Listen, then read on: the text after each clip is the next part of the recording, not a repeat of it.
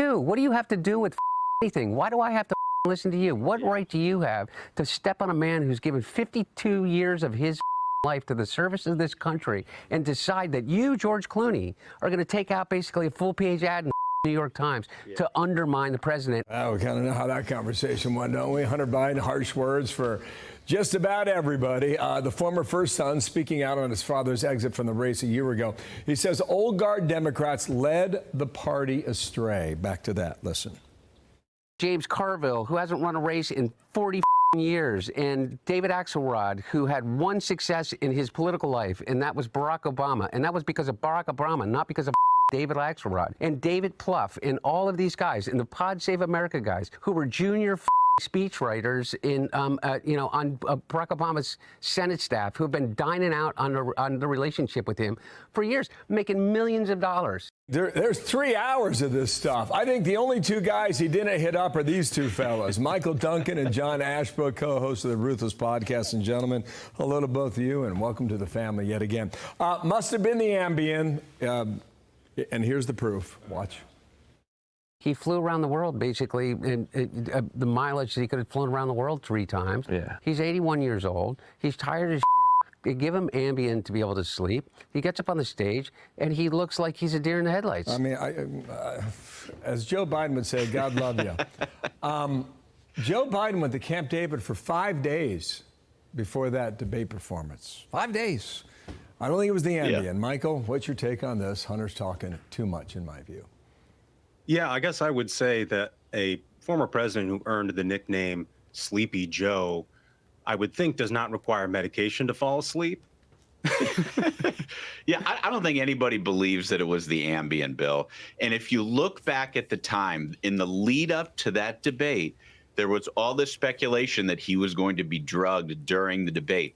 And Fox's own Emma Colton asked the Biden campaign, will he be on drugs? The Biden campaign said, no, that's a lie. The day after the debate, Karine Jean-Pierre was asked at the podium, was he on drugs? She said no. So it's really hard to know who we're supposed to believe, but I don't think it was the Ambien that was his problem. I mean, he's just firing at everybody out there. Anyway, we've had enough of that. Sorry, you want to say something, Michael? Bill, what does this tell you about the state of the Democratic Party? You know, what does this tell you about the state of the Democratic Party that Hunter Biden, a guy who made $1.5 million selling art and sat on Burisma's board, is calling out the institutional rot of the rest of the Democratic Party, right? I mean, he's talking about Anita Dunn and all of these people. I have to say, I think Hunter Biden is kind of the Jack Abramoff of the Democratic Party right now. It's pretty rich. I agree with you. Gentlemen, I want to talk about Colbert because he came back on the air last night. Everybody's talking about it. His show stays on the air until May of 2026. And so he's got 10 more months of this. Here we go. Call for number 3 on speaking, well, truth to power. Watch. And now for the next 10 months, the gloves are off. I can finally, I can finally speak unvarnished truth to power and say what I really think about Donald Trump, starting right now. I don't care for him. We're going to get a lot of this every night until May of next year. CBS says they were losing millions of dollars. 200 people are employed on that show. They need jobs, and they need time, John, to go out and get a job. And I was told on pretty good authority yesterday that's part of the reason why CBS made the move public as it did at 10 months in advance. What's your take on this, John? Yeah, I'll tell you, the idea that somebody is like stepping on his free speech because they're not going to give him a $100 million budget and 200-person staff to make terrible jokes on television that nobody watches, and yet he's still going to be on TV for 10 more months. The free speech argument is ridiculous. The left has been making it over and over and over again.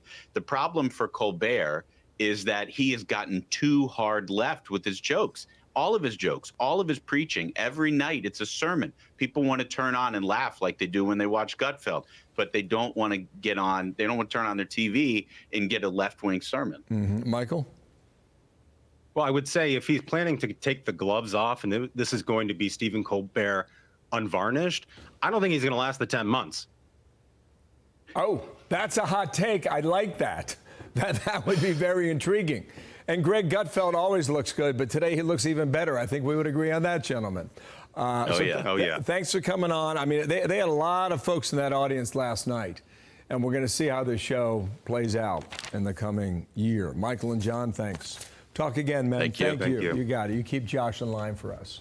I know you will. Try. Thanks. I'm Steve Doocy. I'm Brian Kilmeade. And I'm Ainsley Earhart. And click here to subscribe to the Fox News YouTube page to catch our hottest interviews and most compelling analysis.